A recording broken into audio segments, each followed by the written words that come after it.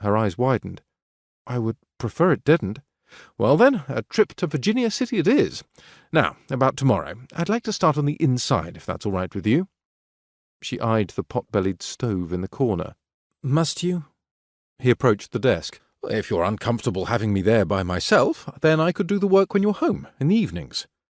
She cringed. "No, thank you." He was about to suggest something else when Billy Watson came running through the door. "Howdy, Sheriff." She stood.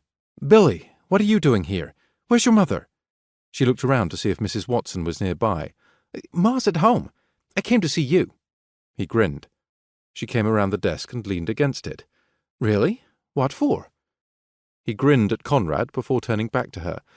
"I came to see if you wanted to go fishing with me." Cassie's eyes lit up. "Fishing? When?" Conrad raised his hand. "I say, but you like to fish?" "Love it. Pa and I used to go all the time. I haven't gone since I lost him." She hung her head, returned to her chair and sat. "Billy, Mr. Darling is working on my house. Maybe I'd better fish with you later. Say in a couple of weeks." "A couple of weeks?" Billy said aghast. "I can't wait that long." "I'm sorry," she said, "but Mr. Darling is anxious to finish his work." She gave him a pointed look. "And I might have to be there to help him." Billy smiled. "Really?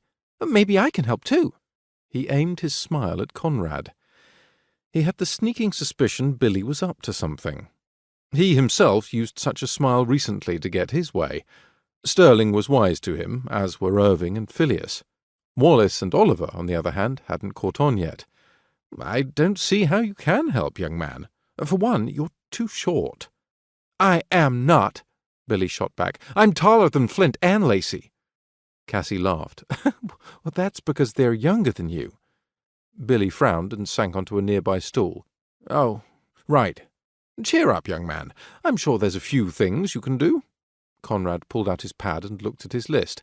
"For one, you can help me discard some rotted boards and porch railings. We'll need a wheelbarrow, of course, perhaps even a wagon.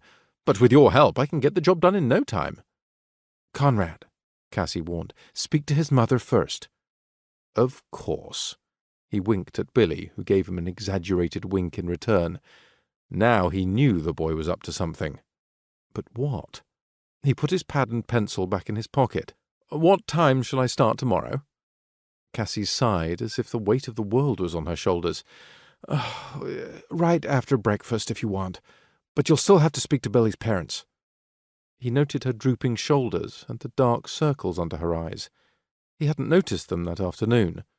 What could have brought them on? He scanned the walls for wanted posters, but didn't see any. "Very well, I'll see you in the morning."